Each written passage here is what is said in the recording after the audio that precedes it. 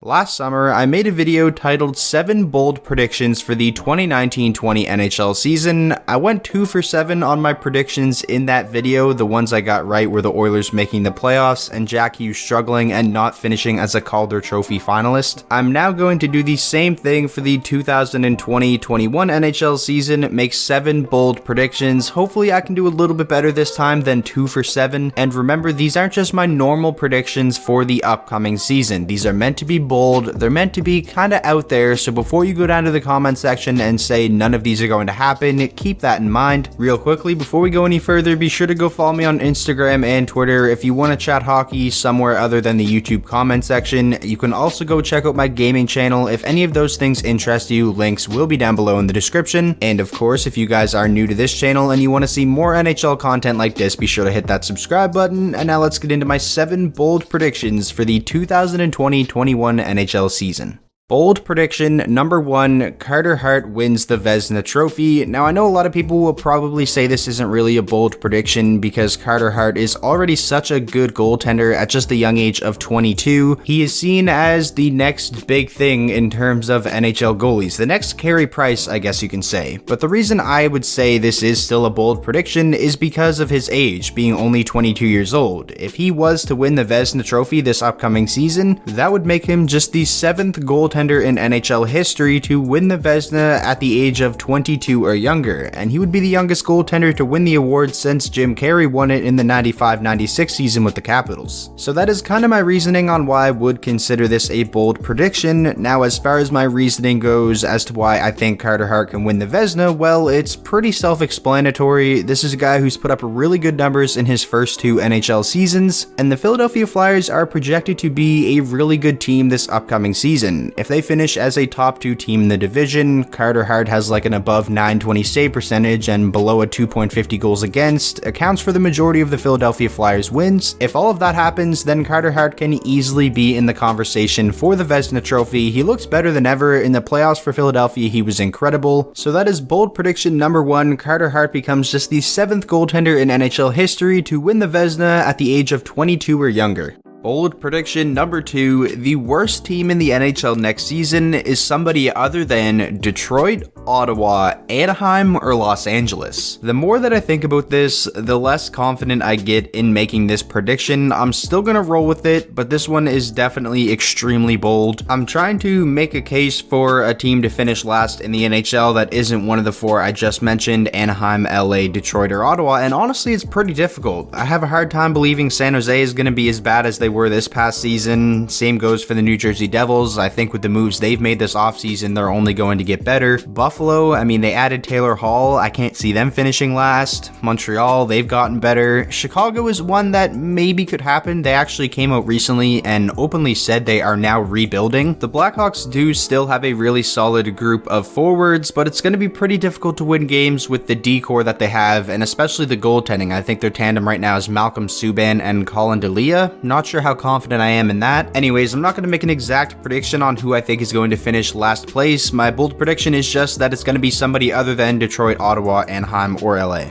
Speaking of the Chicago Blackhawks, bold prediction number 3, the Blackhawks trade either Jonathan Toews or Patrick Kane within the next year. Like I said earlier, the Blackhawks came out and openly said to their fans that they are rebuilding. I'll put the letter that they sent out on the screen. I'm not going to read it because it is pretty long, but if you guys want, you can pause the video and read it over if you haven't seen it. Immediately after the Blackhawks put that out, a lot of people started talking about the future of guys like Jonathan Toews, like Patrick Kane, and like Duncan Keith, because it is kind of hard to sell the fans on a rebuild when you have players like that still on the team. And for players like Kane, like Toews, and like Duncan Keith, it's going to be hard to sell those guys on a rebuild as well, given the fact that they are all in their 30s and I'm sure are wanting to still compete. After the Blackhawks made the Brendan Saad trade not too long ago when they brought in Nikita Zadorov, it came out that some veterans on the Chicago Blackhawks are pissed off with the way things have been going with the direction of the team. All of that leads me to believe that maybe in in the next year or so, we could see a Patrick Kane or a Jonathan Toews trade. Now, obviously, it is still a bold prediction given the fact that they both have 3 years left at a $10.5 million cap hit, which would probably be pretty hard to find a suitor for. They also both have no movement clauses, so they would be in full control. But the one thing a lot of people don't realize is, yes, Jonathan Toews does have a pricey cap hit at $10.5 million, but he's only owed $2 million this upcoming season and then $2.9 million the next 2 seasons in real money. So while yes, it still does count as $10.5 million against the cap in each of the next 3 seasons, you would only have to pay Jonathan Toews out of the team's pocket a total of $7.8 million in total over the next 3 years. I definitely think there'd be a team out there willing to take on that contract, and not only that, give up a pretty good package to bring him in. I've went on talking about this a little bit too long, so I'll leave it at that, but that is kind of my case as to why I think that the Blackhawks could potentially move either Kane or Jonathan Toews over the next year. Moving along now, bold prediction number 4. This is one that I actually want to be wrong about, but it is Kaapo Kakko has another disappointing season. It's no secret that his rookie year was pretty disappointing when you think about all of the hype surrounding him coming into the NHL. He had just 23 points in 66 games. He would obviously show flashes of greatness, and then other times would sort of just be invisible. Now, I don't think his disappointing rookie season is all his fault. I don't think David Quinn did a really good job managing Kaapo Kakko's minutes, putting him in a prominent role where he can really succeed. With all that said though, overall still a disappointing rookie season for Kaapo Kakko, and I think a lot of people expect him to improve and have a much better sophomore season, and I definitely hope that is the case. But you look at kind of the outlook of what their lineup could look like, does Kaapo Kakko even have a prominent role in the top 6 for this upcoming season? I don't really think so, especially now that they have Alexis Lafreniere. My guess is that their top 6 is going to look something like Buchnevich, Kreider, the wingers on the top line with like Zibanejad or something, and then Panarin, Strome, and Lafreniere. If that is the case, then Kaapo Kakko is playing in the bottom 6 again, which is where he played the majority of his rookie season. Again, I'm really hoping I'm wrong here. I like Kaapo Kakko a lot. He's extremely skilled. I do think that he will be better, of course, than he was in his rookie season. I just don't know how much better, and I don't know if he's going to be put in a situation where he can really thrive either. Bold prediction number 5 now. This is one that I actually had in the video I made last year. I was wrong about it. I'm gonna predict it again. The Pittsburgh Penguins missed the playoffs in the 2020-21 season. I know all the Penguins fans watching this video are probably going to say that I'm a Penguins hater. I'm really not. I actually like to see them do well because they have Sidney Crosby, who's from here in Nova Scotia, and whenever they win the Stanley Cup, he brings the cup here, which is awesome. However, I'm actually more confident in picking them to miss the playoffs this time around than I was when I made my bold predictions video last year. I'm not a big fan of the offseason that the Penguins have had so far. Jim Rutherford, I think, has made a lot of head-scratching moves. They bought out Jack Johnson, which I do think was a smart move, but then proceeded to kind of replace him with Cody Ceci, which is definitely questionable. They obviously made the Patrick Hornqvist trade, and if you watch my video reacting to that trade, I definitely think that move made the Penguins worse, bringing in Michael Matheson and getting rid of Hornqvist. Kasperi Kapanen is a nice addition. I think they overpaid for him, but they gave up future assets, so it's not something that's going to hurt the team right now. Their goaltending tandem is now Tristan Jarry and Casey DeSmith instead of Matt Murray and Tristan Jarry. Is that an upgrade? I'm honestly not sure. We're just going to have to wait and see. Crosby, Letang, both 33, Malkin being 34. Like, there's reason to believe we could see the Penguins miss the playoffs this upcoming season. On top of everything I just said, the Metro is a tough division. A lot of teams getting better. Betting against Sidney Crosby is almost never a good idea, but hey, I'm doing it again for the second straight year, and I'll probably be wrong again.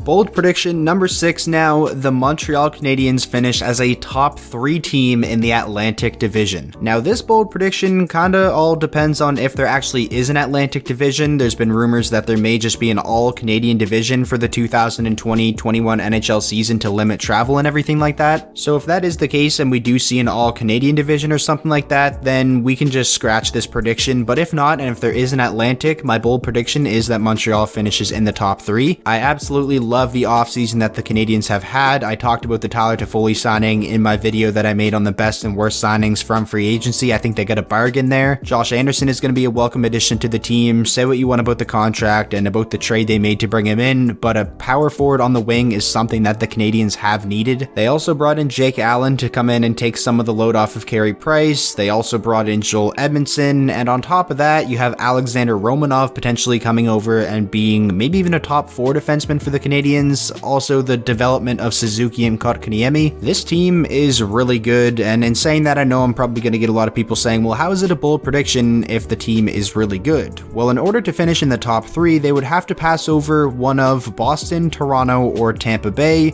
and I don't really think a lot of people would expect that to happen. If I had to guess which one of those teams I think Montreal will pass over, I'm actually going to go with Boston. They lost Torrey Krug. David Pastrnak is probably going to miss some time to start the season. Their core is getting older. I definitely think it is possible Montreal has a better regular season than the Boston Bruins. So that is bold prediction number 6. Montreal finishes as a top 3 team in the Atlantic, if there is an Atlantic, of course. And finally, bold prediction number 7, the final one of the video, the Buffalo Sabres make the playoffs. It has to happen at some point, doesn't it? In each of the past 2 seasons, the Sabres have gotten off to such hot starts and shown everybody that they are capable of being a good team, but both times they just completely fell apart. This team needs to just find some consistency if they want to be in the hunt for a playoff spot come the end of this upcoming season. I do think they got better this offseason and have made some really smart moves. Of course, bringing in a co-star for Jack Eichel in Taylor Hall, somebody that can definitely take the load off of Jack Eichel offensively. They made the trade way earlier in the offseason where they brought in Eric Stahl for Marcus Johansson. I like that move a lot for them. I think Eric Stahl is going to be a really great on-ice addition, but more so than that, be a really good veteran presence in the locker room. Looking at the Buffalo Sabres top 6 after signing Taylor Hall, it's actually pretty good. You can have a top line of Reinhart, Olofsson, and Eichel, who played really well together this past season, and then a second line of Eric Stahl, Jeff Skinner, and Taylor Hall. Obviously, there is still a lot of other holes in the Sabres lineup. I think they could use a top 4 defenseman or even 2, another goaltender definitely, because right now a tandem of Ullmark and Hutton, I'm not really confident in that. If those things get addressed, I definitely think Buffalo can be a very competitive team and be in the hunt for a wildcard spot come the end of the 2021 season.